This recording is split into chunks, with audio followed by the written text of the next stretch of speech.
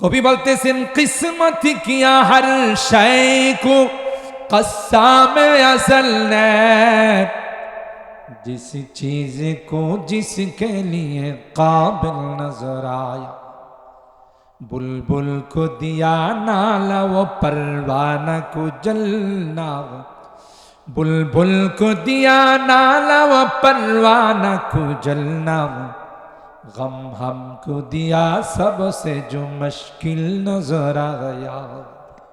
আমাদেরকে আল্লাহ মেমোরি দিয়েছে, চিন্তা শক্তি দিয়েছে। আর আল্লাহ কোরআনে কারিমে বলেন ইন্না ফি খালকিস সামাওয়াতি ওয়াল আরদ ওয়া ইখতিলাফিল লাইলি ওয়ান নাহার লাআয়াতিল লিউলিল আলবাব। তুমি যদি খাও আর ঘুমাও, কোনো কিছু যদি চিন্তা না করো, তাহলে তোমার মধ্যে একটা চতুষ্পদ জন্তুর মধ্যে কোনো পার্থক্য রবে না, ঠিক কিনা বল? ওয়ালাকাদ খালাকনাল ইনসান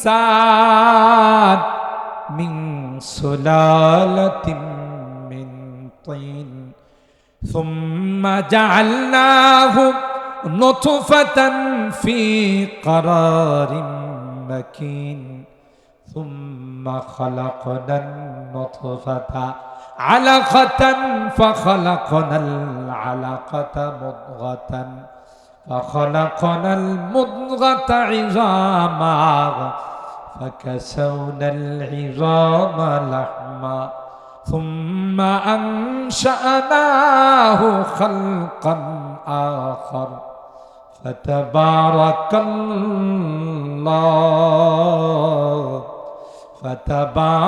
الله আহসানুল খালিকিন। সুবহানাল্লাহ।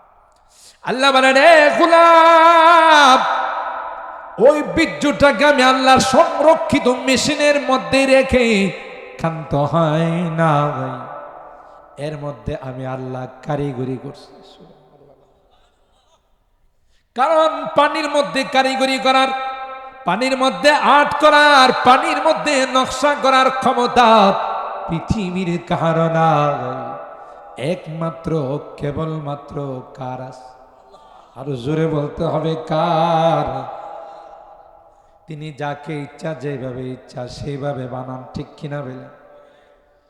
কিসমত কিয়া হর শাই কো কসামে আজল নে, किस्मत किया हर शय को कस्साम अज़ल ने, जिस चीज को जिसके लिए काबिल नजर आया, बुलबुल को दिया नाला व परवाना को जलना, बुलबुल को दिया नाला व परवाना को जलना, गम हमको दिया सबसे जो मुश्किल नजर आया, गम हमको दिया सबसे जो मुश्किल नजर आया। প্রত্যেকটা জিনিসকে আল্লাহ বানাইছে যার জন্য যে জিনিসের দরকার প্রয়োজন সেটা আল্লাহ তাকে দিয়েছে। সকালবেলা হলে কোকিল কি মধুর কণ্ঠে টু টু করে ডাকে, ঠিক না? কি এটারে কোকিল বলে, মধুর কণ্ঠে। ময়না গান গায়, মেহমান আসছে ফিরিয়ে দাও, ঠিক না? কে এগুলো দিছে? কবি বলতেছেন কিসমত কিয়া হর শাই কো কসাম আজল নে, जिस चीज को जिसके लिए काबिल नजर आया, बुलबुल को दिया नाला वो परवाना को जलना, बुलबुल को दिया नाला व परवाना को जलना, गम हमको दिया सबसे जो मुश्किल नजर आया। আমাদেরকে আল্লাহ মেমোরি দিয়েছে, চিন্তা শক্তি দিয়েছে। আর আল্লাহ কোরআনে কারিমে বলেন ইন্না ফি খালকিস সামাওয়াতি ওয়াল আরদ ওয়া ইখতিলাফিল লাইলি ওয়ান নাহার লাআয়াতিল লিউলিল আলবাব।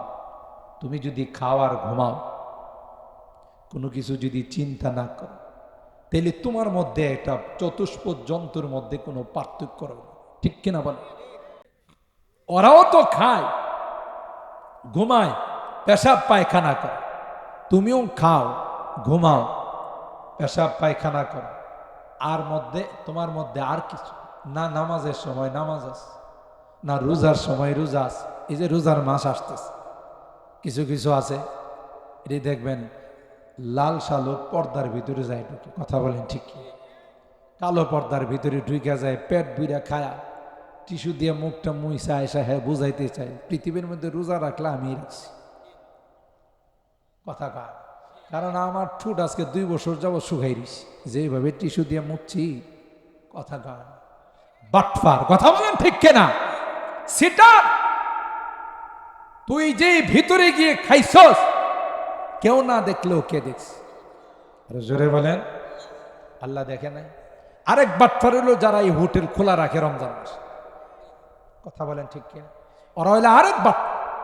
তুমি জানো না রমজানের হুরমত নষ্ট করলে, রমজানকে বেইজ্জত করলে আল্লাহ এমন রোগ তোমারে দিবে, ব্রাহ্মণবাড়িয়া চিকিৎসা নয়, ঢাকা থেকেও চিকিৎসা পায়, কথা বলেন ঠিক কিনা?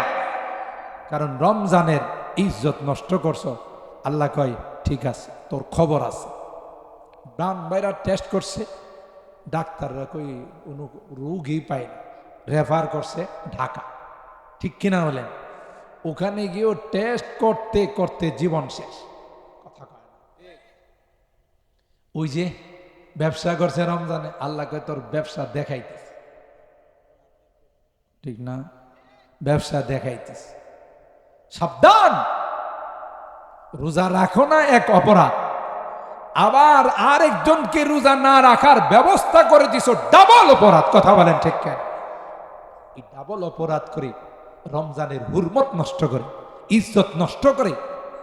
মনে করো না তুমি পার পায়ে যাবা, তোমার দোকান এলোমেলো হয়ে যাবে, তছনছ হয়ে যাবে, তোমার সংসার তছনছ হয়ে যাবে, কথা বলেন ঠিক কেন?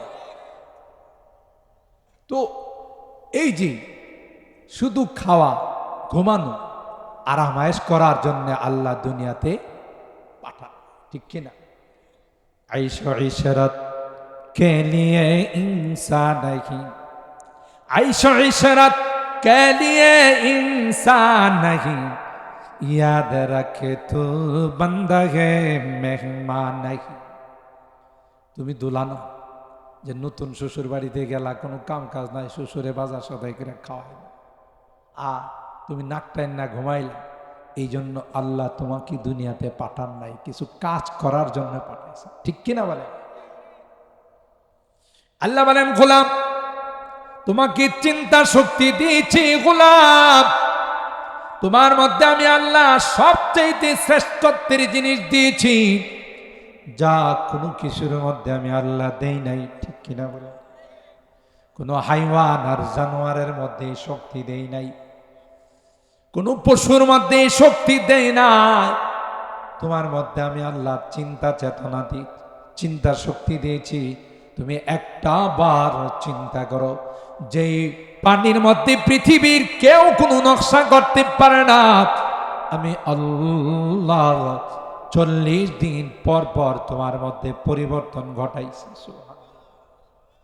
এই পানিটাকে আমি আল্লাহ 40 দিন পর জমাট রক্ত বানাইলাম, আল্লাহু আকবার। এরপর 40 দিন পর গোশতের টুকরা বানাইলাম, 40 দিন পর এর উপর আমি আল্লাহ হাড্ডি দিয়া ছাউনি দিলাম, আবার এর উপর গোশত দিলাম, এর উপর আমি আল্লাহ চামড়া দিলাম। এরপর তোমার হাত পা, তোমার অঙ্গগুলো আমি আল্লাহ ফেরেশতা দিয়ে সেটআপ দিলাম। কিন্তু চেহারার মধ্যে যে দামি দামি জিনিসগুলো আছে, এগুলো আমি আল্লাহ কাউকে সেটআপ দিতে দেই নাই, স্বয়ং আমার কুদরতি হাতে সেগুলো তোমার মধ্যে ফিট করে দিয়েছি। তোমার চেহারার মধ্যে দামি চোখ আছে, তোমার চেহারার মধ্যে দামি কান আছে, নাক আছে, সব মেমোরি আছে, সবগুলো আমি আল্লাহ ওখানে সেটআপ দিলাম। কেন রে বান্দা, একটা বার যেন তুমি আমার কুদরতি পায়ে সিজদা করে তোমার গোলামিয়ত আদায় করো। সুবহানাল্লাহ। তুমি যদি আমার কুদরতি পায়ে সিজদা না করে কোনো মাজারে যাও, কোনো পীরের দরবারে যাও, কোনো খাজা বাবা গাঞ্জা বাবার কাছে যাও, তোমার মতো ইন্টারন্যাশনাল নিমক হারাম পৃথিবীর মধ্যে কেউ নাই। আর যারাই এইরকমের মাজারের ব্যবস্থা করবে, মনে রাখতে হবে এরা হলো ইমানের ডাকাত। কথা বলেন ঠিক কিনা? নিঃসন্দেহে ইমানের ডাকাত। আল্লাহর হাবিব আমাদের কি জানিয়ে দিয়েছেন, এ উম্মাত, যতই দিন যাবে নতুন করে করে পীরের আত্মপ্রকাশ হবে। মাদ্রাসায় লেখাপড়া করে নাই, এলেম কালাম কিছু জানে নাই, হঠাৎ পীর হয়ে গেছে। কথা কম, এরকমের পীর তো বাংলাদেশে নাই বললেই চলে। এক পীর তার নামের মধ্যে লাগাইছে মুজাদ্দেদে জামান, যার বাংলা অর্থ হইল নতুন আকৃতিতে পীর হয়ে আইছে আমি। কারণ আগের মানুষ জানতো পীর হইলে তার লম্বা জুব্বা থাকে, কথা পায়, লম্বা দাড়ি থাকে, বড় আল্লাহওয়ালা হয়, বুজুর্গ হয়। আর হ্যাঁ, পীর হইছে প্রতিদিন 2 বার করে মুখশিপ করে, হারামের ব্যবসা করে, সুদের ব্যবসা করে। কথা বলেন ঠিক কিনা? নারী নিয়ে নাচানাচি করে, ঠিক কিনা বলে? জায়েজ আছে। কোনো পীরের দরবারে কোনো মহিলা বেপরদায় যাইতে পারে, আর যদি বেপরদায় যায় বুঝতে হবে এটা পীর নয়, শয়তানের খালাতো ভাই। কথা বলেন ঠিক কিনা? এটা কি আমার কথা না কোরআনের কথা? তাইলে এরা যদি বিভিন্ন নামে পীর হিসাবে আত্মপ্রকাশ করতে চায়, পীর হিসাবে দাবি করে, অথচ 5 ওয়াক্ত নামাজ জামাতের সাথে পড়ে না, তার গায়ে কোথাও কোনো সুন্নত নাই, এটা কি পীর না ইমানের ডাকাত? সবাই কয় জোরে বলেন, পীর না ইমানের ডাকাত? ইমানের ডাকাত, ইমান হরণ করার জন্য। কারণ আপনার কদমের মধ্যে একটু কদম বুসি যদি করাইতে পারে, আপনাকে শিরিকের মধ্যে লিপ্ত করে। এই জন্য ইসলাম কদম বুসিকে অ্যালাউ করে না। ইসলাম শিখাইছে প্রথম দেখলেই সালাম, কথা কয় না, এরপরে মুসাফা, এরপরে মুআনাকা। ইসলাম কথা বলেন না এই যে তুমি কদম বুসি করো, পীরের পায়ে সিজদা করো, পীরের কদমের মধ্যে চুমু খাও। কথা বলেন ঠিক কিনা?